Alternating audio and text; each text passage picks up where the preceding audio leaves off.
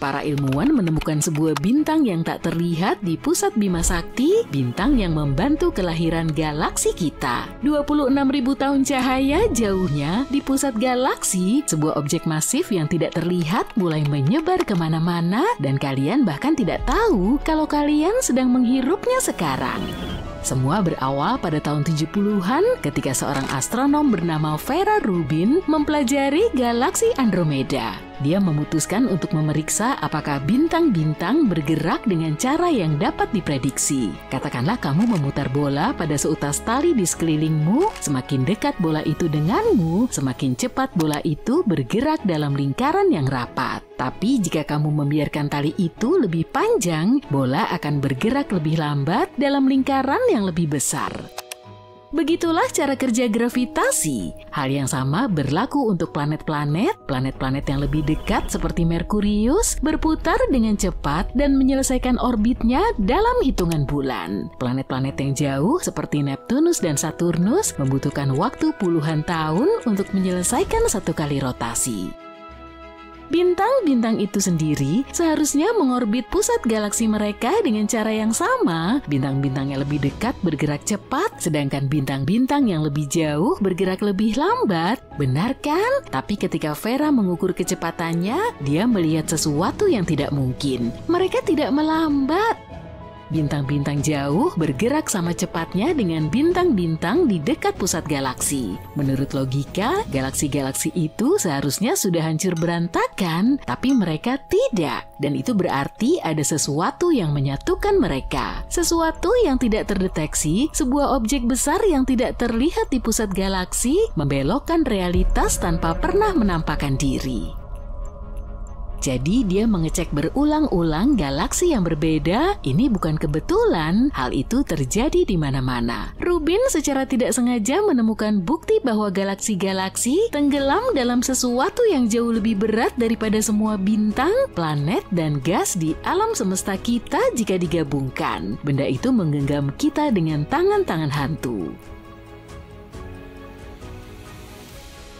Para astronom menyebutnya materi gelap karena materi ini tidak bercahaya, tidak memantulkan cahaya, dan sepertinya tidak berinteraksi dengan apapun.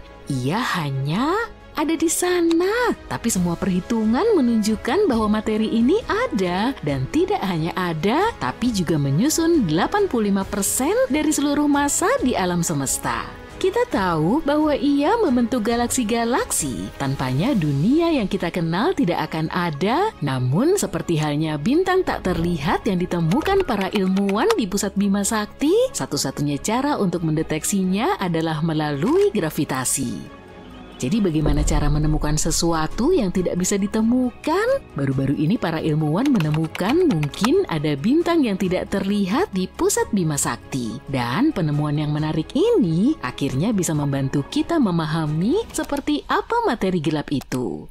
Mereka mulai dengan mencari sidik jari materi gelap, tanda-tanda keberadaannya di mana saja. Mereka mempelajari bagaimana galaksi bergerak dan menumpuk partikel-partikel di dalam mesin raksasa dengan harapan bisa menciptakan potongan-potongan kecil materi gelap di laboratorium. Tapi hal ini tidak menghasilkan apa-apa. Mereka bahkan tidak tahu apa yang harus dicari, apakah materi gelap terbuat dari partikel.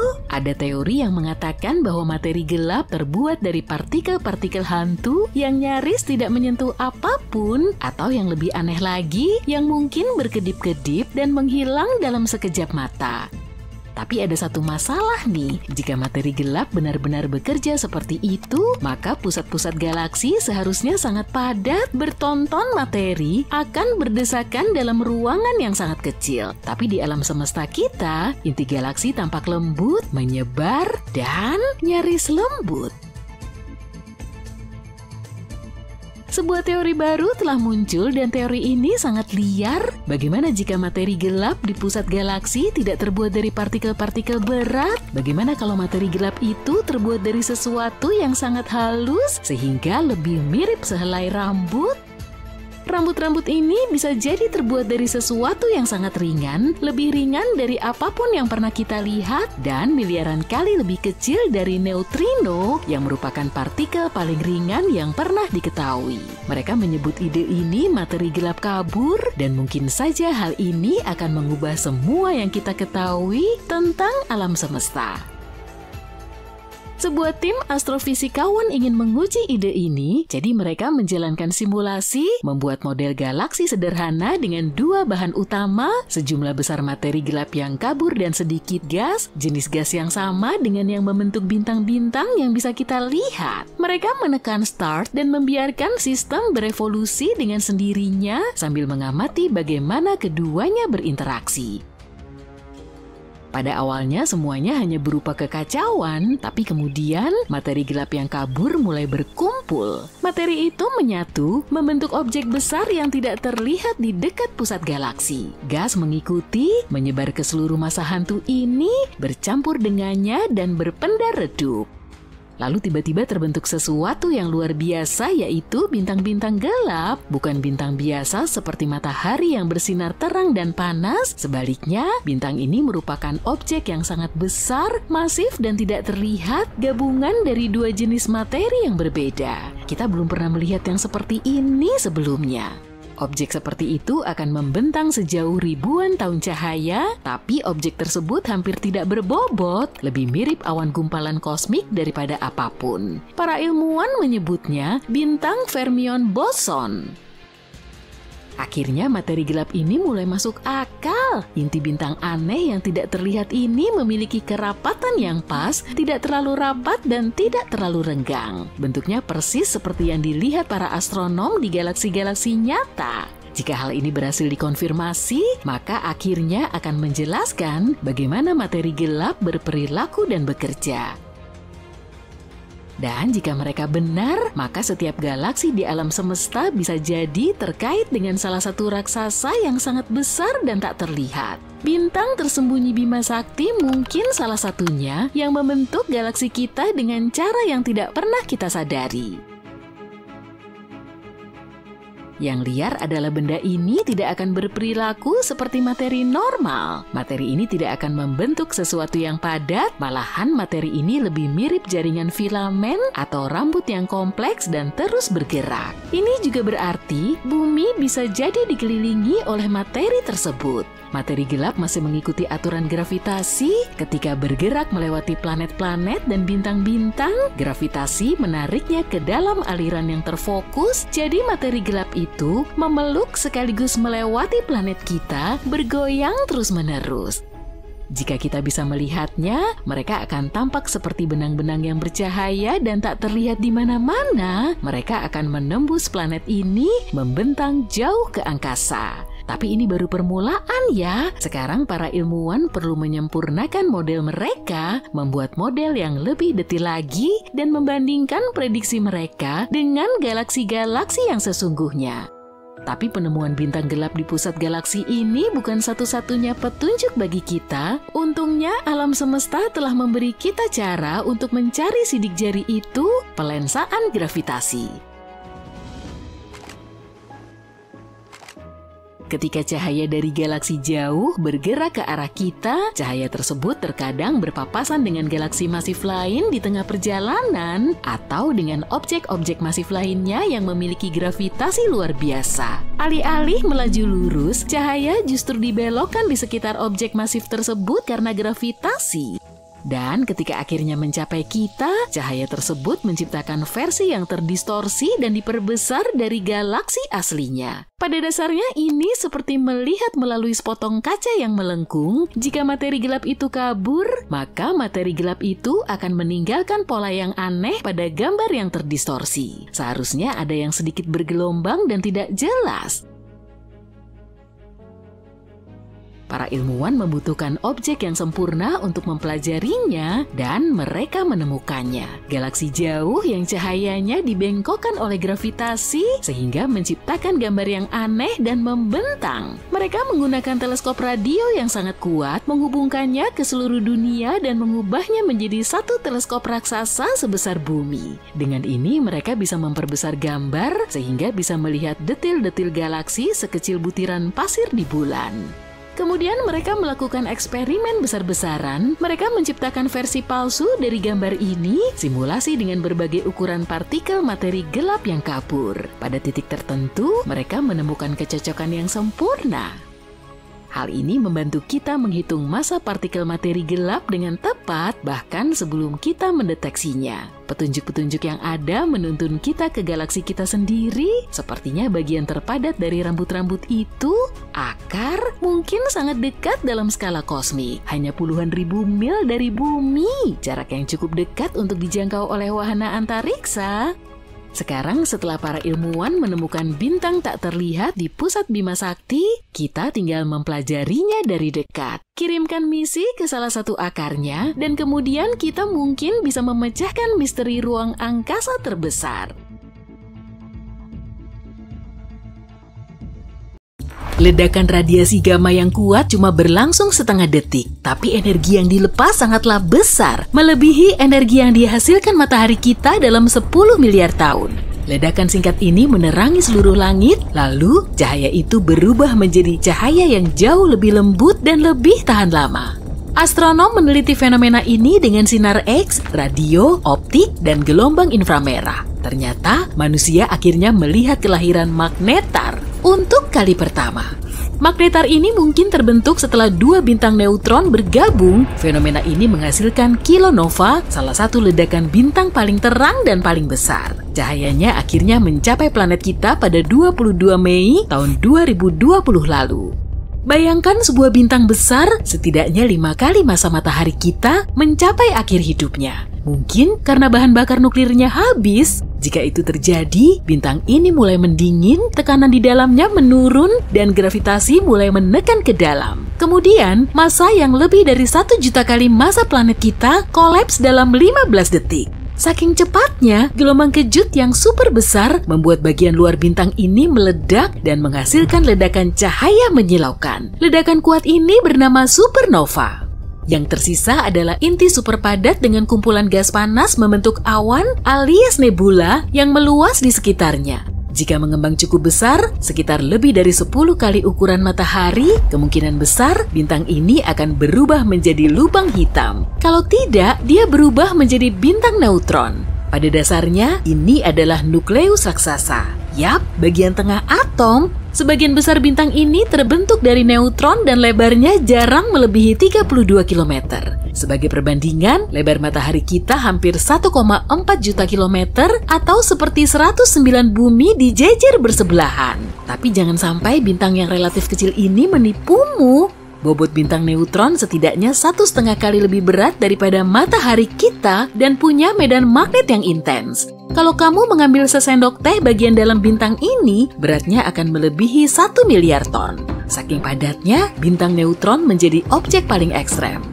Perhentian berikutnya sudah pasti lubang hitam. Saat bergabung, dua bintang neutron seringnya membentuk bintang baru yang lebih berat. Dalam hitungan milidetik atau bahkan kurang, bintang ini kolaps menjadi lubang hitam. Tapi para astronom yang meneliti rekaman kilatan cahaya di bulan Maret berpikir mungkin ada hasil lain. Mereka yakin sekali telah melihat sesuatu yang belum pernah diamati, yaitu kelahiran magnetar. Ini adalah bentuk langka dari bintang neutron dengan medan magnet ultra kuat. Magnetar ini 1000 triliun kali lebih kuat daripada planet kita. Medannya juga begitu kuat sampai bisa memanaskan permukaan bintang hingga 10 juta derajat Celcius. Sederhananya, magnetar adalah magnet terkuat di alam semesta. Medan magnetnya dapat mengganggu objek di sekitarnya. Atom-atom yang kurang beruntung mendekati bintang seperti itu bisa meregang menjadi garis tipis. Kalau kamu yang berada beberapa ratus kilometer dari magnetar, nasibmu juga tak akan baik.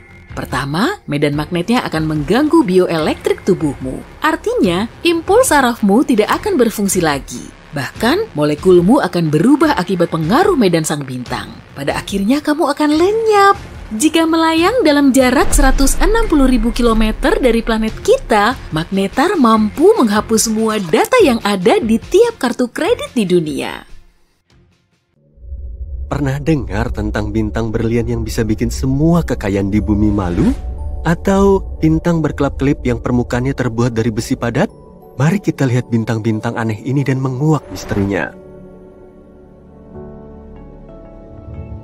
Ada sebuah bintang di rasi Centaurus yang dijuluki Lucy in the Sky with Diamonds. Ya, namanya diambil dari lagu The Beatles. Karena pada dasarnya bintang ini memang kayak lagu The Beatles itu. Nah, bintang ini punya berlian besar di intinya. Dan kalian mungkin bertanya-tanya seberapa besar berlian ini. Ya, diperkirakan besarnya sekitar 10 miliar triliun karat, yaitu 1 diikuti dengan 34 angka 0. Sebagai perbandingan, berlian Hope yang merupakan salah satu berlian terbesar di dunia hanya berukuran 45,5 karat. Bisa bayangin gak ukuran cincin yang bisa kamu buat dengan berlian dari bintang ini? Massa bintang ini pun hampir sama dengan massa matahari. Tapi jangan terlalu bersemangat dulu dengan prospek untuk memiliki berlian ini. Bahkan kalau kamu adalah Jeff Bezos, kamu gak akan mampu membelinya. Menurut Ronald Winston, CEO Harry Winston Inc., berlian ini besar sekali sehingga kemungkinan besar akan menekan nilai pasar.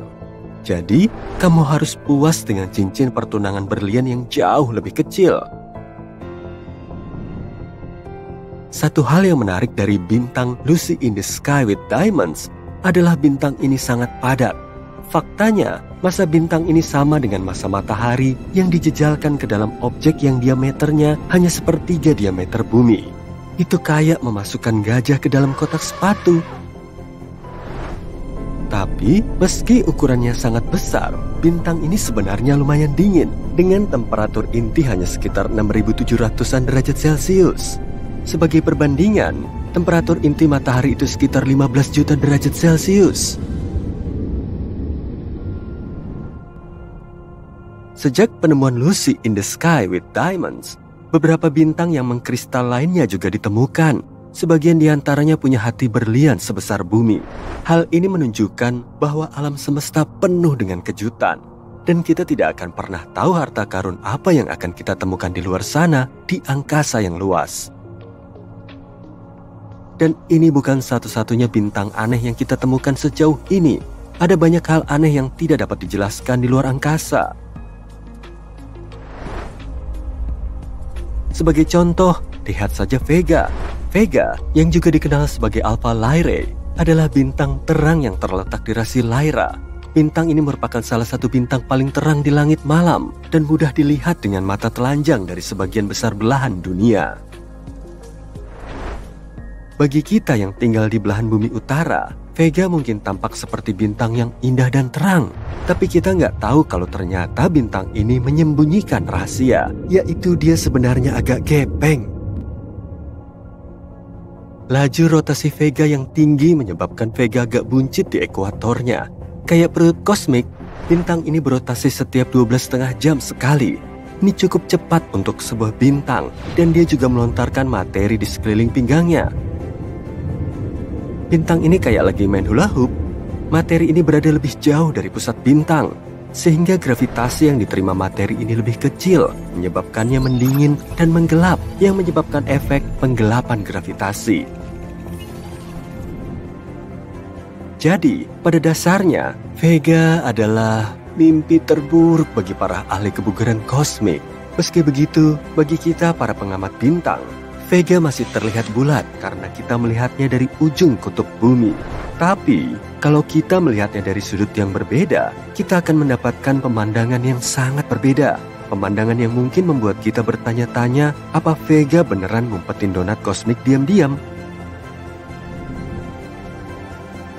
Namun, meski kita ngeledekin lingkar pinggang khatulistiwanya, tidak bisa disangkal kalau Vega tetaplah salah satu bintang yang paling terang dan menarik di galaksi kita. Tapi kalau ingin sesuatu yang benar-benar terang, bagaimana kalau supernova? Supernova adalah ledakan raksasa di angkasa yang terjadi ketika bintang mencapai akhir siklus hidupnya. Mirip akhir dari pertunjukan kembang api, tapi dalam skala kosmik. Ledakan ini melepaskan lebih banyak energi dalam beberapa detik daripada yang dihasilkan matahari sepanjang hidupnya. Dan inilah yang terjadi pada bintang berikutnya dalam pertunjukan kita. Objek langit dengan nama aneh IPFT14HLS. Tapi ada satu hal yang menarik, dia ini bukan supernova biasa. Meski bintang ini sempat meledak di tahun 2014 dan mulai meredup seperti biasanya, baru-baru ini dia kembali muncul dan kembali bersinar terang. Ya, dramatis juga. Dan kalau itu belum cukup, bintang ini terus meredup dan bersinar, setidaknya 5 kali secara total, mirip seperti yoyo. Seolah-olah bintang ini nggak bisa memutuskan apakah dia ingin tetap terang atau meredup ke dalam kegelapan. Selain itu, para ilmuwan mengukur spektrum supernova tersebut. Mereka menemukan kalau supernova ini berevolusi 10 kali lebih lambat daripada bintang-bintang lainnya. Mungkin ini supernova yang cuma mau menikmati masa-masa keemasannya? Secara keseluruhan, objek ini masih menjadi misteri. Tapi, bintang ini bukan satu-satunya bintang yang mengalami sindrom 2-in-1. Sekilas, MY Camelopardalis tampak seperti bintang biasa, tapi setelah diamati lebih dekat, para astronom menyimpulkan kalau bintang ini sebenarnya adalah 2 bintang dalam 1. Kedua bintang ini saling mengitari satu sama lain dengan kecepatan lebih dari 900.000 km per jam. Ini merupakan sistem bintang kontak biner, yang artinya kedua bintang tersebut berada sangat dekat sehingga berbagi selubung yang sama. Dengan kata lain, keduanya sangat dekat sampai bisa dibilang sedang berpacaran. Bintang Romeo dan Juliet ini adalah salah satu bintang ganda paling masif yang pernah ditemukan. Masing-masing memiliki massa 32 dan 38 massa matahari. Para astronom juga menduga kalau kedua bintang ini sedang berada di ambang penggabungan. Artinya, suatu hari nanti keduanya akan bergabung menjadi satu bintang super raksasa. Wow, siapa sangka ruang angkasa bisa romantis begitu? Selanjutnya, perkenalkan nama panjang lainnya, HD 140283, yang juga dikenal sebagai bintang Methuselah. Si kecil di rasi Libra ini sudah ada sejak lama. Yep, benar-benar lama. Sebenarnya, ilmuwan mengira usianya lebih tua dari alam semesta itu sendiri. Bayangkan aja kalau itu benar. Tapi akhirnya, mereka menemukan bahwa usia sebenarnya adalah sekitar 14,8 miliar tahun. Sebaya dengan alam semesta kita, itu tetap aja mengesankan. Bintang ini sangat tua. Dia bahkan masih ingat saat Bima Sakti masih berupa bayi galaksi. Tapi, terlepas dari semua itu, bintang ini masih hidup. Bintang ini baru saja mulai mengembang menjadi raksasa merah. Ini mirip kayak kamu waktu berusia 30-an. Awet muda juga dia. Tapi, kalau semua hal itu sudah bisa dipahami, gimana dengan bintang yang diberi nama bintang WTF oleh para ilmuwan? Beneran loh, paling nggak dulu namanya begitu. Sekarang dia disebut bintang Tebi. Bintang ini juga punya nama yang lebih ilmiah, tapi agak sulit diucapkan. Namun, yang sangat aneh dari bintang ini adalah peredupannya yang tidak beraturan. Gak tahu kenapa, bintang ini gak bersinar kayak bintang pada umumnya, melainkan berkedip-kedip, seolah-olah ada orang yang menyalakan dan mematikan senter. Dan itu bukan cuma redup sedikit, penurunan cahayanya bisa sampai 22%. Jadi itu bukan karena terhalang oleh planet atau semacamnya. Ilmuwan telah menemukan berbagai macam penjelasan untuk perilaku aneh ini. Mulai dari komet, debu, hingga megastruktur luar angkasa. Serius? Tapi sebelum imajinasimu jadi terlalu liar, perlu diketahui bahwa penjelasan yang paling mungkin adalah debu biasa. Mungkin bintang itu dikelilingi oleh semacam awan debu, dan kadang awan debu itu menghalangi kita untuk melihatnya dengan jelas. Meski penjelasan ini masih belum 100% pasti, masih banyak misteri yang menyelimuti bintang Tebi ini. Satu hal yang pasti, bintang ini memang sedikit aneh, tapi itulah yang membuatnya menarik. Jadi begitulah teman-teman, kita dibuat kagum dengan keanekaragaman dan keanehan yang luar biasa di alam semesta. Masih banyak lagi yang bisa dijelajahi di luar sana. Jadi, mari kita terus menjelajah dan terus terkagum-kagum dengan keajaiban alam semesta. Ayo naik, cepat, waktu kita sedikit. Kita akan melakukan perjalanan kosmik untuk menemukan bintang terbesar di alam semesta. Bintang pertama yang kita lewati adalah matahari kita sendiri. Sejauh ini, meski bukan yang terbesar, matahari tetaplah masif. Kamu bisa memasukkan 1 juta bumi di dalamnya. Artinya, jika matahari kita jadikan sebesar bola basket, bumi hanya seukuran setengah penghapus karet. Jika kita menaruh semua planet di satu sisi timbangan dan matahari di sisi satunya, berat kumpulan planet kita tidak akan ada tandingannya. Matahari membentuk 99,9% dari seluruh massa di tata surya kita. Pada dasarnya, massa adalah seberapa banyak bahan atau materi dari suatu benda, dan berkat massa inilah bintang-bintang dapat bersinar. Begini, semakin banyak materi dalam sebuah bintang, semakin tebal dan panas pula intinya. Ini kemudian memulai rantai reaksi kimia. Atom hidrogen saling bertabrakan sehingga membentuk helium dan melepaskan energi super besar. Energi itu adalah cahaya dan panas bintang. Jadi, bintang yang lebih besar sama dengan bintang yang lebih terang. Tapi, makin banyak reaksi yang terjadi, umur bintang semakin pendek. Saat mulai kehabisan bahan bakarnya, bintang akan memasuki fase raksasa. Bintang akan mengembang dan berubah menjadi merah. Ini membawa kita kembali ke misi utama kita. Bintang terbesar yang akan kita temukan kemungkinan besar berada di penghujung usianya.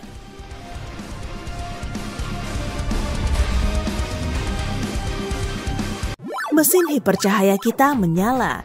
Kita akan segera tiba di sistem Lumen 16. Di sini kita akan menemukan salah satu bintang terkecil di seluruh alam semesta, Katai Coklat. Kecil yang aku maksud berarti seukuran Jupiter. Tapi ukurannya terbilang kecil untuk bintang. Katai Coklat juga disebut bintang gagal karena tidak memiliki cukup massa untuk memunculkan reaksi kimia yang kusebut tadi. Artinya mereka tidak seterang bintang lain, tapi sangat padat. Semua materi di dalamnya bertumpuk begitu erat, beratnya mencapai 80 kali berat Jupiter, meski ukurannya sama. Jika menurutmu itu luar biasa, tunggu sampai kamu melihat Katai Putih. Yang satu ini jauh lebih padat, yang ini bernama Sirius B. Ukurannya juga setara Jupiter, tapi beratnya sama dengan matahari. Sirius B memancarkan cahaya putih redup. Setelah kehabisan bahan bakar, Sirius B akan berubah menjadi merah dan mendingin. Sekarang, mari terbang lebih dekat ke tetangganya yang raksasa, Sirius A. Kamu bisa dengan mudah melihat bintang ini dari bumi, bahkan tanpa teleskop. 2 kali lebih berat dan lebih dari 1,5 kali lebih lebar dibanding matahari kita, Sirius A adalah bintang paling terang di langit malam bumi. Sekarang kita terbang 550 tahun cahaya dari bumi ke konstelasi Cassiopeia. Hampir 100 tahun lalu, ledakan kosmik terjadi di sini. Ledakan ini memperluas atmosfer bintang Gamma Cassiopeia dan sejumlah gas terlempar keluar angkasa. Selain itu, Gamma Cassiopeia menjadi bintang paling terang di konstelasi ini. Ukurannya 10 kali lebih lebar dibanding matahari kita. Beralih ke bintang utara yang terkenal. Anehnya, bintang lain pernah memegang julukan ini selama bertahun-tahun, dan lebih banyak bintang lain akan merebut julukan ini di masa depan. Hal ini terjadi karena bintang kutub utara bumi berubah setiap 26.000 tahun. Bayangkan planet kita seperti gasing yang berputar. Kutub utara bumi bergerak dalam lingkaran kecil menunjuk pada bintang-bintang yang berbeda di bagian utara. Bintang utara saat ini adalah bintang super raksasa yang 37 kali lebih lebar dan 5 kali lebih berat daripada matahari kita. Mudah sekali menemukannya di langit malam, letaknya ada di ujung Ursa Minor. Persiapkan dirimu lagi, kita akan berangkat ke mata badai, pusat galaksi Bima Sakti kita. Untuk melihat bintang selanjutnya, kita perlu beralih ke mode inframerah. Bintang pistol ini bersembunyi dari kita di dalam debu angkasa. Hanya dalam 20 detik, jumlah cahaya yang dipancarkan bintang pistol setara dengan cahaya yang dipancarkan bintang di kampung halaman kita dalam setahun penuh. Ukurannya pun bukan main, 420 kali lebih lebar daripada matahari. Tapi bintang pistol tetap bukan bintang paling terang yang dikenal umat manusia. Gelar bintang paling terang dipegang oleh bintang super raksasa biru di konstelasi Triangulum. Inilah B416. Cahayanya hampir 10 juta kali lebih terang daripada matahari. Tapi ingat, semakin terang sebuah bintang, semakin cepat dia menghabiskan semua bahan bakarnya dan semakin pendek pula umurnya. Dibandingkan katai merah yang hampir tidak bersinar dan membakar bahan bakar jauh lebih lambat, umur B416 akan ratusan ribu kali lebih pendek. 3.400 tahun cahaya dari bumi, ada salah satu objek langit paling langka di alam semesta. Objek ini adalah bintang hiperaksasa kuning bernama Rho Cassiopeia. Di antara bintang yang tak terhitung jumlahnya di galaksi kita, hanya ada beberapa lusin bintang hiperaksasa. Dan meski bintang ini sangat jauh dari bumi, kamu masih bisa melihatnya di langit tanpa bantuan teleskop. Alasannya, bintang ini 300.000 kali lebih terang daripada matahari kita. Selain itu, Rho Cassiopeia juga 900 kali lebih lebar daripada bintang kita. Dan warna kuningnya memberitahu kita bahwa cadangan bahan bakarnya akan bertahan lama. Saat Rho Cassiopeia mulai memerah dan mengembang, dia akan menjadi salah satu bintang terbesar di seluruh alam semesta. Sekarang kita bergerak ke konstelasi Orion. Bintang yang terlihat di depan kita, Betelgeuse, adalah salah satu bintang terbesar yang bisa dilihat dengan mata telanjang. Ukurannya 700 kali matahari kita. Jika Betelgeuse menggantikan posisi matahari, permukaannya akan menyentuh sabuk asteroid yang letaknya di antara orbit Jupiter dan Mars. Betelgeuse akan menelan 4 planet bagian dalam, termasuk bumi. Tapi bintang ini membuat astronom sangat antusias. Mereka memperkirakan Betelgeuse akan meledak dan mempertunjukkan ledakan super indah dalam 10.000 tahun mendatang. Ledakan ini akan menjadi peristiwa astronomi terbesar sepanjang masa karena kita akan dapat mengamati supernova dari jarak dekat, tapi terbilang aman. Bintang yang meledak akan bersinar seterang bulan setengah. Cahayanya akan terlihat pada langit di siang hari selama 1 tahun dan pada malam hari untuk beberapa tahun lebih lama. Sekarang kita mendekati bintang yang 1000 kali lebih lebar daripada matahari. Mu Cephei adalah bintang hiperaksasa, pemegang gelar bintang paling merah yang diketahui manusia. Warnanya menunjukkan bahan bakarnya akan habis tak lama lagi. Tapi ukurannya masih sangat besar sehingga bisa menampung 1 miliar matahari di dalamnya. Dan karena masanya, bintang ini pada akhirnya akan menjadi supernova atau bahkan lubang hitam. Mari kita berjalan sampai hampir 4.000 tahun cahaya dari rumah kita. Ini dia super raksasa merah bernama Phaeae Canis Majoris. Ini salah satu bintang paling besar dan paling terang di Bima Sakti. Bintang ini bisa memuat 3 miliar matahari. Dan meski ukurannya sangat besar, bintang ini ternyata sangat ringan. Beratnya hanya setara 17 matahari.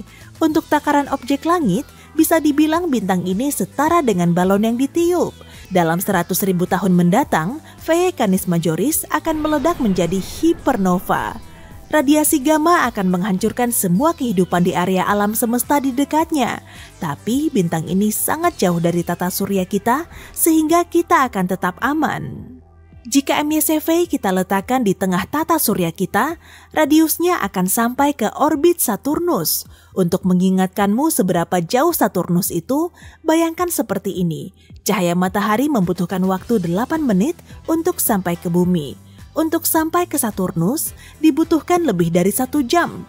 Dibandingkan bintang masif ini, matahari hanyalah sebutir pasir. MY-CV adalah salah satu bintang paling terang dan paling merah di alam semesta kita. Semakin besar dan merah sebuah bintang, semakin dekat pula ujung usianya. Jadi, kita bukan hanya sedang melihat titannya alam semesta, tapi juga salah satu benda langit tertua yang ada saat ini. Bintang terbesar kedua di alam semesta adalah Uye Scuti. Lebarnya sekitar 2,5 miliar kilometer, 16 kali jarak bumi ke matahari. Ini adalah bintang variabel yang berubah-ubah cahayanya. Kecerahannya berubah setiap 2 tahun. Uye Scuti adalah pemecah rekor dalam penghabisan bahan bakar per tahun. Ilmuwan memperkirakan Uye Scuti akan berubah kembali ke suhu yang lebih panas seperti raksasa kuning. Perjalanan kita akan segera berakhir. Di hadapan kita terdapat Stephenson 218. Dibutuhkan 20.000 tahun bagi cahaya dari bintang ini untuk mencapai bumi. Di planet terestrial mungil kita ini, sulit untuk mengabaikan raksasa merah sebesar ini. Lebarnya 2150 kalinya matahari kita. Kita butuh 10 miliar matahari untuk mengisi volumenya. Sebagai perbandingan, rata-rata pantai mengandung hanya sekitar 5 miliar butir pasir.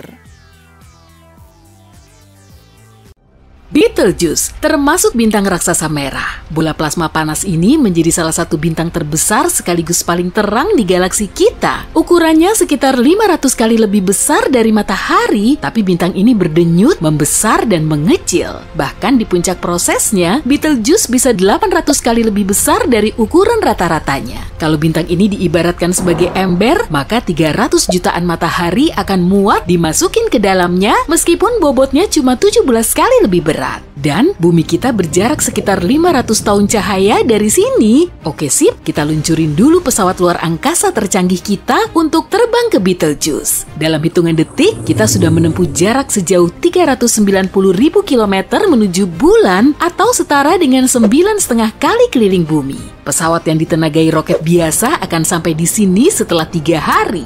Kita sudah di dekat Mars nih. Penerbangan ke planet merah biasanya ditempuh selama 7 bulan. Sejumlah rover tengah melakukan pengamatan di permukaannya. Ada juga helikopter tanpa awak pertama, Ingenuity. Permukaan Mars 3 kali lebih kecil dari bumi, bobotnya juga 10 kali lebih ringan. Sebagian orang sedang mengupayakan koloni manusia di Mars dalam waktu dekat. Di luar Mars, kita perlu sering menghindar dan menangkis batu luar angkasa, tepatnya di sabuk asteroid. Di sini banyak serpihan dan objek luar angkasa dengan segala rupa dan bentuknya. Yang terbesar bernama Ceres, permukaannya sedikit lebih luas dari Argentina dan bobotnya sekitar 1%-nya bulan. Berat seisi sabuk asteroid kurang lebih 25 kali lebih ringan dari bulan. Selanjutnya, kita sampai di raksasa gas Jupiter dan Saturnus. Ukuran keduanya paling besar di seluruh tata surya kita. Bobotnya juga paling berat meski permukaannya nggak berwujud padat. Lalu, kita melewati Uranus dan Neptunus atau yang biasa kita kenal sebagai raksasa es. Di sisi luar tata surya kita ada si mungil Pluto, tapi sekarang statusnya udah tercoret dari kakak tata surya.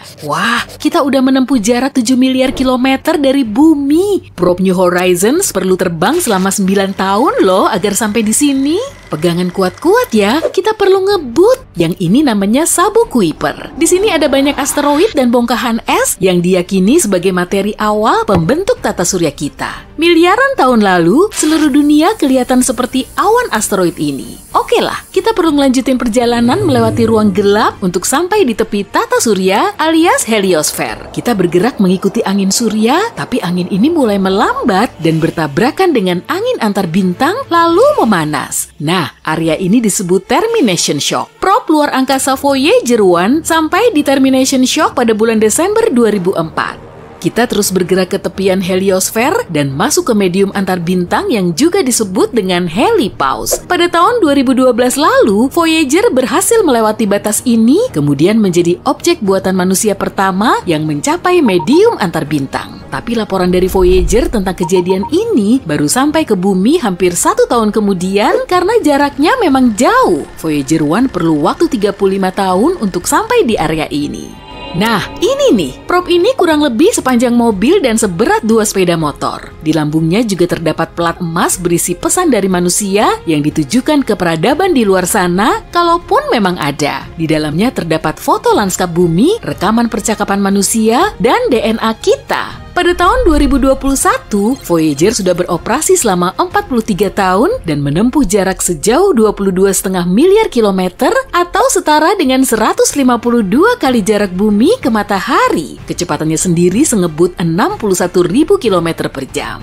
Kita semakin merapat ke bintang yang paling dekat dengan tata surya, yaitu Proxima Centauri. Lokasi kita sekarang ini sangat jauh dari bumi. Bahkan, cahaya pun harus menempuh waktu selama lebih dari 4 tahun untuk sampai di sini. Dan kalau cuma pakai roket biasa, perjalanan kita kali ini akan menghabiskan waktu selama 73.000 tahun. Emangnya kenapa sih harus terbang sampai jauh ke sini? Nah, di sini ada planet mirip bumi bernama Proxima Centauri b. Planet ini 10% lebih besar dari bumi dan sedikit lebih berat. Letaknya juga ada di zona Laik Huni dari bintang induknya. Jadi, di sini kemungkinan ada air yang berwujud cair dan terdapat kehidupan. Tapi bintangnya sendiri kadang mengeluarkan kobaran api, kilaunya juga bertambah hampir 1000 kali. Kalau sudah begini, planet akan memancarkan banyak radiasi hingga memusnahkan bentuk kehidupan yang ada di dalamnya. Kita sudah sejauh lebih dari 8 tahun cahaya dari bumi. Bintang paling benderang yang menghiasi langit malam kita dinamakan Sirius. Iya, serius. Saking benderangnya, bintang ini juga bisa diamati pada siang hari. Padahal, sebenarnya di situ ada 2 bintang, yaitu Sirius A dan B. Keduanya mengorbit pusat gravitasi yang sama. Dan bintang ini melesat ke tata surya kita dengan kecepatan 8 km per detik atau sengebut kecepatan maksimum supercar terbaik di bumi. Oke, stop! Kita sudah sampai di planet yang mungkin bisa dihuni sejauh 39 tahun cahaya dari bumi. Namanya TRAPPIST-1d dan bintang induknya berupa katai putih atau bintang dingin yang 10 kali lebih kecil sekaligus lebih ringan dari matahari. Di sekitarnya juga ada 7 planet. Tapi TRAPPIST-1d paling mirip dengan bumi. Planet ini cuma 30% lebih kecil dan 3 kali lebih ringan dari bumi. Tapi permukaannya berbatu-batu dan suhunya 9 derajat Celcius. Jadi saat berada di sini, enaknya pakai jaket tipis aja. Di sini juga kemungkinan ada atmosfer, pegunungan, laut, dan samudra. Dengan kata lain, kemungkinan kita bisa membentuk koloni manusia di permukaannya. Tapi untuk sampai di sini, kita perlu terbang selama 677.000 tahun dengan roket biasa. Wah, kita udah sampai di tujuan utama kita nih, Betelgeuse. Waktu tempuh ke bintang ini kurang lebih selama 8,7 juta tahun dengan pesawat luar angkasa modern. Bintang ini sangat jumbo, sampai-sampai pesawat kita cuma kelihatan seperti butiran pasir di hamparan pantai. Kita perlu merunut ke masa lalu untuk mencari tahu proses terbentuknya bintang ini. Awalnya ada nebula cantik berupa awan debu dan serpihan ruang angkasa dengan warna indahnya. Kemudian beratnya menyusut hingga memicu reaksi nuklir di inti nebula. Duar! Terbentuklah bintang baru. Awalnya, Betelgeuse sangat besar dan panas. Tapi kemudian, ukurannya menjadi stabil. Oke, kita amati bagian intinya. Reaksi nuklir di inti bintang menghasilkan panas dan energi yang sangat besar. Energi ini kemudian menghasilkan gaya pendorong dinding bintang dari dalam, sehingga membuatnya makin besar dan makin berat. Makanya, gravitasi mendorongnya dari luar, dan kalau kedua gaya ini saling seimbang, bintangnya juga ikut stabil. Tapi seiring waktu, Betelgeuse kehabisan helium dan hidrogen sebagai bahan bakarnya. Kemudian, unsur lain yang intinya lebih berat masuk ke reaksi nuklir. Saat terbakar, unsur tersebut menghasilkan banyak energi serta panas hingga gravitasi nggak mampu menahannya. Lalu bintang ini mulai membesar, jadi gitu proses yang terjadi pada Betelgeuse sampai sekarang. Karena ukurannya sangat besar, tepian Betelgeuse akan nempel ke sabuk asteroid kalau saja bintang ini berada di tata surya kita. Dan Betelgeuse akan terus membesar sampai bahan bakarnya benar-benar habis. Lalu gravitasi yang akan menahannya dan bintang ini akan menyusut hingga menghasilkan ledakan dahsyat. Ledakan supernova akan sangat menyilaukan hingga cahaya Betelgeuse akan lebih terang dari bulan di langit malam. Untungnya, jarak bumi kita sangat jauh dari bintang ini, sehingga ledakan ini kemungkinan gak akan membahayakan kita. Arus materi kuat yang akan terpancar dari lokasi ledakan baru akan mencapai tata surya setelah 6 juta tahun. Meski begitu, angin surya akan menghentikan alirannya. Jadi kita masih aman dan Betelgeuse kemungkinan akan meledak 10.000 tahun lagi. Tapi beberapa ilmuwan menyatakan peristiwa ini baru akan terjadi 100.000 tahun lagi. Tapi sebelum Betelgeuse meledak, kemungkinan akan ada fenomena menarik lain. Gravitasi akan menekan inti bintang yang besar dengan kekuatan dahsyat sehingga terbentuk lubang hitam. Lubang hitam merupakan objek paling berat di alam semesta kita. Dan gaya gravitasinya sangat kuat, cahaya pun gak bisa lolos dari jeratannya. Lubang hitam Betelgeuse akan mulai melahap debu kosmik dan sisa-sisa bintang. Semua puing dan cahaya dari bintang lain akan membeku di dekat horizon peristiwa lubang hitam ini. Dan untuk pertama kalinya dalam sejarah, kita akan bisa menyaksikan kelahiran objek misterius ini. Tapi kenyataannya, Betelgeuse terlalu ringan, jadi kemungkinan besar bintang ini akan menjadi katai putih yang perlahan pudar hingga nggak terlihat lagi. Bersiaplah para penggemar ruang angkasa, karena kita akan menyingkap rahasia-rahasia langit yang telah diungkap tahun ini. Dari bintang raksasa sampai molekul organik, tahun ini merupakan tahun yang luar biasa bagi para astronom. Jadi, mari kita ikuti semua keseruan yang mungkin terlewatkan di tahun 2023. Pertama-tama kita telah menemukan beberapa monster astral yang nyata. Bayangkan menatap langit malam dan melihat bintang-bintang yang tidak hanya besar tapi raksasa.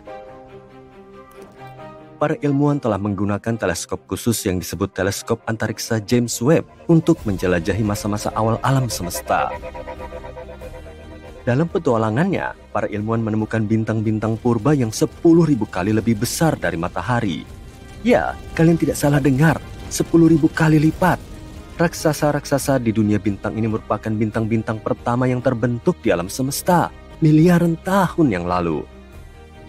Bayangkan gugus bola sebagai sebuah kru kosmik yang sangat besar, di mana setiap kelompok terdiri dari 100.000 sampai 1 juta anggota. Gugus-gugus ini seperti sebuah pertemuan keluarga raksasa dengan semua bintang yang lahir pada waktu yang sama. Tapi apa yang membuat monster-monster yang baru ditemukan ini begitu istimewa? Nah, inti atau bagian pusatnya jauh lebih panas daripada yang kita lihat di bintang-bintang saat ini. Para ilmuwan menduga kalau panas yang sangat tinggi ini mungkin disebabkan oleh banyaknya hidrogen yang terbakar pada temperatur yang sangat tinggi. Seolah-olah mereka sedang mengadakan pesta barbeque galaksi. Sesuatu yang menarik terjadi di gugus bola ini. Bintang-bintang yang lebih kecil menabrak bintang-bintang supermasif dan mendapatkan energi ekstra, seperti tambahan daya. Tapi inilah yang menarik. Sebagian besar gugus-gugus tersebut sudah tua, dan bintang-bintang supermasifnya sudah lama menghilang. Kita hanya bisa melihat petunjuk keberadaannya di gugus-gugus yang kita amati sekarang. Para ilmuwan mempelajarinya hanya dari jejak-jejak misterius keberadaannya. Penemuan bintang-bintang monster ini sangat penting bagi pemahaman kita akan alam semesta. Jika para ilmuwan bisa mengumpulkan lebih banyak bukti untuk mengonfirmasi keberadaannya, maka itu akan menjadi terobosan besar. Hal ini akan membantu kita mempelajari lebih lanjut tentang gugus bola dan bagaimana bintang-bintang supermasif terbentuk secara umum. Tapi itu baru penemuan menarik pertama di tahun 2023. Penemuan berikutnya akan menyedihkan. Kalian tahu cincin-cincin indah yang membuat Saturnus tampak begitu mewah? Nah, tahu nggak? Cincin-cincin itu akan menghilang dalam waktu yang tidak terlalu lama lagi secara astronomis. Misi Cassini milik NASA yang menjelajahi Saturnus dari tahun 2004 hingga 2017 mengumpulkan beberapa data menarik tentang cincin Saturnus. Selama perjalanan Cassini, ketika Cassini melakukan manuver-manuver keren di dekat Saturnus, para ilmuwan menemukan sesuatu yang mengejutkan. Cincin Saturnus kehilangan banyak massa setiap detik hingga bertonton massa. Artinya, lingkaran cahaya yang megah ini hanya akan bertahan paling lama beberapa ratus juta tahun lagi. Bagi manusia, waktu itu mungkin terasa lama. Tapi dalam skema besar alam semesta, waktu itu hanya sekejap mata. Yang penting, kita telah belajar bahwa cincin-cincin besar seperti cincin Saturnus tidak bertahan selamanya. Cincin-cincin itu pada akhirnya akan memudar. Setidaknya, kita tidak akan menyaksikan momen ini. Para ilmuwan memiliki teori menarik tentang apa yang akan terjadi ketika cincin Saturnus menghilang. Mereka menduga kalau planet es dan gas raksasa lainnya di tata surya, seperti Uranus dan Jupiter, juga pernah memiliki cincin yang sangat besar. Tapi seiring berjalannya waktu, cincin-cincin itu menipis dan menjadi seperti pita tipis asteroid seperti yang dimiliki Uranus sekarang. Cincin Saturnus sebagian besar terbuat dari es, tapi cincin Saturnus juga mengandung debu-debu berbatu. Debu ini berasal dari asteroid dan meteorit kecil yang menabrak benda-benda langit dan hancur. Debu ini seperti badai salju yang terdiri dari partikel es dan puing-puing luar angkasa. Penelitian ini juga mengungkap kalau cincin Saturnus sudah ada sejak lama setelah planet ini terbentuk. Cincin Saturnus masih terbentuk ketika dinosaurus masih berkeliaran di bumi. Jadi, dari segi usia astronomi, cincin Saturnus masih sangat muda, hanya beberapa ratus juta tahun. Penemuan ini membuat para ilmuwan sangat gembira karena ini berarti ada sesuatu yang dramatis yang terjadi di masa lalu Saturnus sehingga terciptalah piringan es yang menakjubkan ini.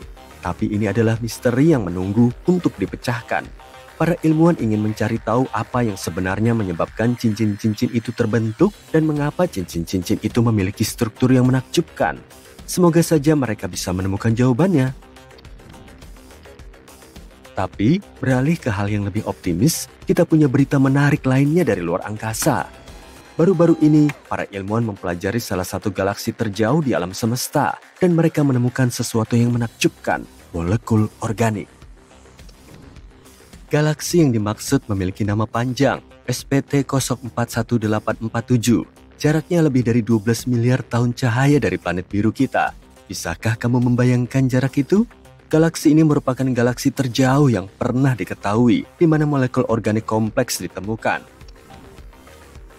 Itu sebabnya melihat galaksi ini seperti melihat sesuatu dari alam semesta yang masih bayi. Kita tidak tahu seperti apa bentuk galaksi ini sekarang. Cahaya yang sampai ke kita adalah cahaya ketika alam semesta baru berusia 1,5 miliar tahun. Bayangkan bisa melihat sesuatu dari masa lalu yang sangat jauh. Jadi, yang mereka temukan adalah sesuatu dengan nama yang sangat rumit, molekul hidrokarbon aromatik polisiklik, atau singkatnya molekul PAH. Kamu mungkin bertanya-tanya, apa itu? Nah, ternyata kamu bisa menemukan molekul ini di sini, di planet kita. Molekul ini bisa ada di hal-hal seperti asap dari mesin mobil atau bahkan kebakaran hutan. Molekul PAH terdiri dari rantai atom karbon, dan inilah bagian yang sangat keren. Molekul ini dianggap sebagai bahan pembangun dasar kehidupan. Bayangkan, blok-blok penyusun kehidupan, rantai karbon yang sangat kecil, ditemukan di galaksi yang sangat jauh. Itu seperti menemukan jarum di tumpukan jerami. Mereka juga menemukan kalau gas yang melayang-layang di galaksi tersebut mengandung elemen-elemen berat. Ini merupakan hal yang sangat penting, karena hal ini menunjukkan bahwa ada banyak bintang yang datang dan pergi di sana, menciptakan semua elemen yang menakjubkan ini. Artinya, galaksi ini juga berpotensi kaya akan elemen-elemen lain. Penemuan ini membuka dunia yang penuh dengan berbagai kemungkinan dan memunculkan begitu banyak pertanyaan menarik. Bagaimana molekul-molekul ini bisa terbentuk di galaksi yang sangat jauh? Dan karena kita melihat ke masa lalu, apa yang mungkin terjadi pada molekul-molekul organik selama ini? Mungkinkah molekul-molekul itu berevolusi menjadi kehidupan? Kita baru sampai di permukaan dari hal-hal luar biasa yang menunggu untuk diungkap. Oh iya, kalau sudah sejauh ini, bagaimana para ilmuwan bisa menemukan sesuatu seperti itu? Nah, mereka memiliki instrumen yang disebut teleskop luar angkasa James Webb. Teleskop canggih ini baru saja diluncurkan dan memiliki kekuatan super dalam hal mengamati alam semesta. Jadi, ketika para ilmuwan mempelajari galaksi yang jauh ini, mereka mengalami sedikit masalah. Cahaya yang datang dari objek-objek jauh itu sangat redup, sehingga sulit untuk dilihat atau dideteksi. Tapi tahu nggak? Mereka punya ide cemerlang untuk memecahkan masalah ini. Mereka menggunakan sesuatu yang disebut pelensaan gravitasi. Ini seperti kekuatan khusus kaca pembesar alami. Bayangkan dua galaksi yang berbaris sempurna seperti dalam pemotretan. Cahaya dari galaksi yang jauh, galaksi latar belakang, bergerak ke arah kita. Namun dalam perjalanannya, cahaya tersebut melewati galaksi latar depan yang bagaikan lensa ruang angkasa raksasa. Dan ternyata, gravitasi galaksi latar depan membelokkan cahaya seperti kaca pembesar, membuatnya lebih besar dan lebih terang. Ini seperti lensa zoom kosmik di teleskop. Pembelokan cahaya ini menciptakan bentuk yang sangat keren yang disebut cincin Einstein. Bentuknya seperti lingkaran cahaya atau cincin cahaya yang mengelilingi galaksi latar depan. Pada dasarnya, ini adalah cara alam untuk memamerkan kekuatan magisnya. Dengan pelensaan gravitasi dan cincin Einstein yang indah ini, para ilmuwan dapat melihat objek-objek yang jauh dengan lebih jelas dan mempelajari hal-hal yang menakjubkan tentang alam semesta. Dan berkat semua itu, mereka berhasil mengungkap interaksi kimiawi yang tersembunyi dari galaksi-galaksi awal. Luar biasa ya? Para ilmuwan sangat gembira dengan penemuan ini. Mereka tidak pernah menyangka akan menemukan molekul organik yang begitu kompleks di galaksi yang sangat jauh. Siapa yang tahu? Mungkin ini hanyalah awal dari perjalanan kosmik yang mendebarkan. Jadi, teruslah mengamati bintang-bintang, wahai para penjelajah ruang angkasa. Alam semesta penuh dengan kejutan, dan mungkin saja ada penemuan menakjubkan lainnya yang menanti kita di luar sana. Semoga saja kita bisa belajar lebih banyak lagi di masa depan. Kastel adalah tempat dingin di masa lalu. Batuannya kayak memancarkan dinginnya musim dingin. Inilah alasan praktis kenapa permadani digantung di dinding kastel agar hawa dingin bertahan di luar dan kehangatan di dalam. Tapi, kamu nggak bisa menggantung begitu saja barang-barang tua di dinding kastel. Benda itu harus indah, heroik, dan punya fitur mengesankan. Bangsa Yunani kuno menggantung permadani atau hamparan di dinding kasti langit. Hamparan indah yang terbuat dari bintang-bintang. Ke-48 rasi di langit utara, semuanya didesain dan diberi nama oleh bangsa Yunani. Kisah Andromeda adalah salah satu hamparan itu. Terdiri dari 7 rasi bintang yang menyebar di seluruh langit musim gugur, kisah itu mengandung pengamatan astronomi terperinci yang dilestarikan sebagai sorotan di hamparan langit. Kisah itu dimulai dari rasi bintang Cassiopeia, ratu kerajaan tertua di Afrika Ethiopia. Ketika rasi Cassiopeia berada di ufuk, kelihatan mirip anak tangga yang naik ke Bima Sakti. Piramida bertingkat di seluruh dunia diperkirakan telah terinspirasi oleh rasi itu. Bagaimanapun, Cassiopeia adalah rasi cantik yang mengindikasikan bahwa Ratu Cassiopeia juga wanita cantik. Dia cantik, tapi sekaligus sombong yang memicu semua tindakan dramatis. Cassiopeia bisa ditemukan di langit malam berseberangan dengan beruang besar dari Polaris. Seperti beruang besar, Cassiopeia mengitari Polaris dan merupakan rasi bintang kutub. Sebuah supernova teramati di rasi Cassiopeia sekitar tahun 1680 waktu bumi. Cassiopeia A yang telah muncul sekitar 11.000 tahun lebih dulu. Satelit Sinar X Chandra baru-baru ini merekam foto luar biasa dari sisa-sisa supernova ini yang muncul dalam unsur belerang, kalsium, silikon, dan besi di tengah intensitas sinar X tinggi dari awan yang meluas. Suami Cassiopeia juga menjadi nama rasi bintang kutub, rasi bintang minor yang redup bernama Cepheus. Dia memiliki kerajaan sendiri. Gabungan dari beberapa kerajaan melalui pernikahan adalah sesuatu yang umum sepanjang sejarah. Cepheus adalah Raja Funisia. Ada banyak raja Funisia di masa itu ketika Funisia cuma merupakan kumpulan kota di sepanjang pesisir barat laut Mediterania. Rasi Cepheus bisa ditemukan di area antara Cassiopeia dengan Polaris. Rasi Cepheus penting bagi para astronom. Di rasi inilah Henrietta Swan Leavitt menemukan bintang-bintang variabel yang berdenyut dengan interval teratur. Tingkat denyutan bintang itu mengindikasikan terangnya bintang tersebut dan kemungkinan pengukuran pasti jarak menuju bintang itu. Penemuan variabel Cepheus adalah terobosan besar bagi astronomi awal abad ke-20. Cepheus dan Cassiopeia memiliki putri, Andromeda, yang juga terkenal dengan kecantikannya yang menjadi penyebab semua keributan. Tampaknya, suatu hari, Cassiopeia membanggakan kecantikannya dan kecantikan putrinya, Andromeda. Kami lebih cantik dari wanita manapun di seluruh dunia. Pengakuan seperti itu bisa dimaafkan bagi seorang ratu, tapi kemudian Cassiopeia melangkah lebih jauh sampai melampaui semua batas alam. Faktanya kami lebih cantik dari Nereid manapun. Nereid adalah bidadari laut dalam mitologi Yunani, putri dari lautan. Para Nereid terkenal karena kecantikan dan kebaikannya kepada para pelaut. Semuanya ada 50 Nereid. Tersinggung karena diremehkan, dibenci oleh seorang wanita yang fana. Cassiopeia harus dihukum karena melampaui batas ketertiban sipil. Dengan kesombongannya yang berlebihan, Cassiopeia melampaui batas alam, sehingga hukuman enggak wajar dijatuhkan ke seluruh kerajaan Ethiopia. Suatu monster dari dasar lautan rasi Cetus mulai menghancurkan desa-desa di pesisir Ethiopia, juga kapal-kapal nelayannya.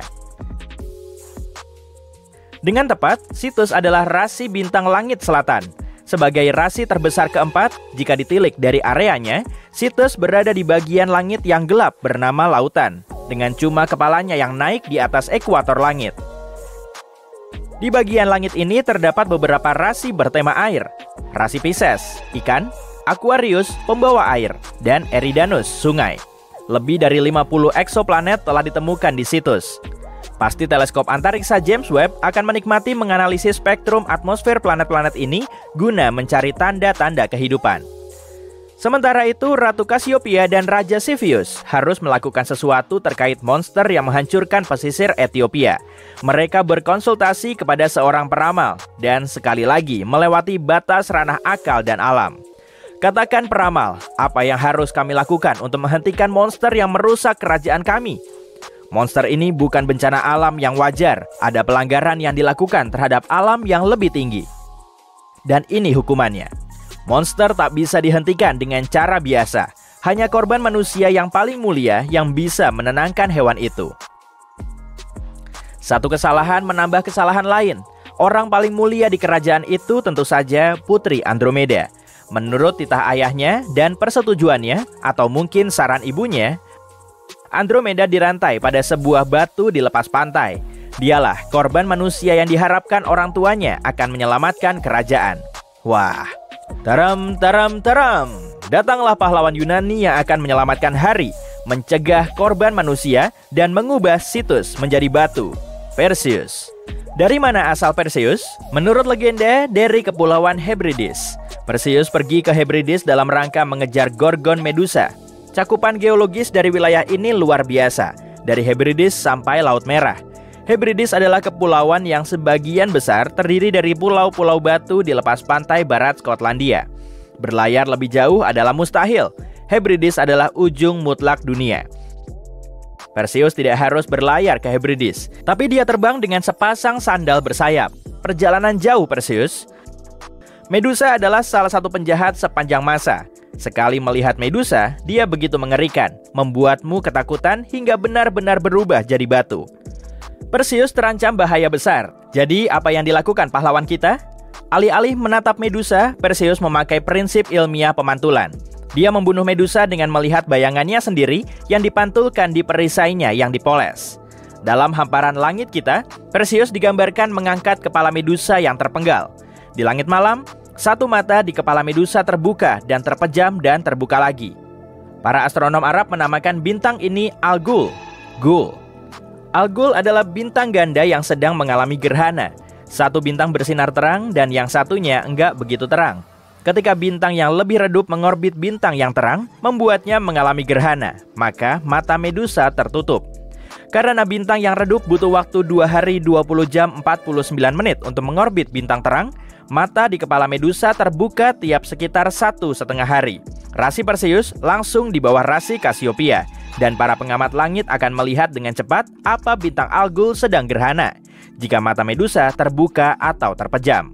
Perseus terbang kembali dari Hebrides ditemani oleh Pegasus, kuda bersayap.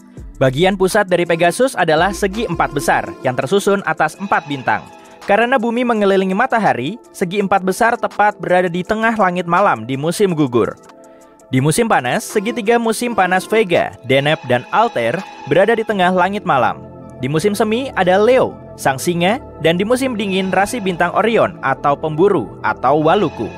Inilah dinding-dinding kastel langit dan semuanya memiliki hamparan permadani luar biasa. Rasi Andromeda berbagi bintang bernama Alpheratz atau Alpha Andromedae dengan rasi Pegasus. Ini adalah salah satu sudut dari segi empat besar, jadi kelihatan Andromeda kayak mengendarai Pegasus. Mahkotanya, ingat, dia seorang putri, melayang di dekatnya M31, galaksi Andromeda. Untuk melihat M31, lintasi sudut-sudut segi empat besar dari bintang terendah ke yang teratas. Lalu lanjutkan sedikit untuk melihat galaksi Andromeda. Pastikan mengintipnya dari sudut matamu. Ini disebut averted vision. Sudut-sudut matamu lebih sensitif terhadap cahaya. Jadi kamu akan bisa melihat galaksi spiral besar yang jauhnya 2,5 juta tahun cahaya ini sebagai noda cahaya 1,5 kali lebih luas dari bulan purnama. Perseus nggak sepakat dengan tumbal manusia, maka dia menghentikannya dan menyelamatkan Andromeda dengan mengekspos Cetus ke tatapan Medusa. Dan di sini, kita bertemu dengan variabel gerhana kedua di hamparan langit kita. Mira, bintang pusat dari Cetus adalah monster laut itu. Mira asal dari kata bahasa Inggris mirror atau cermin, sangat pas dengan kisah tentang kecantikan yang sia-sia.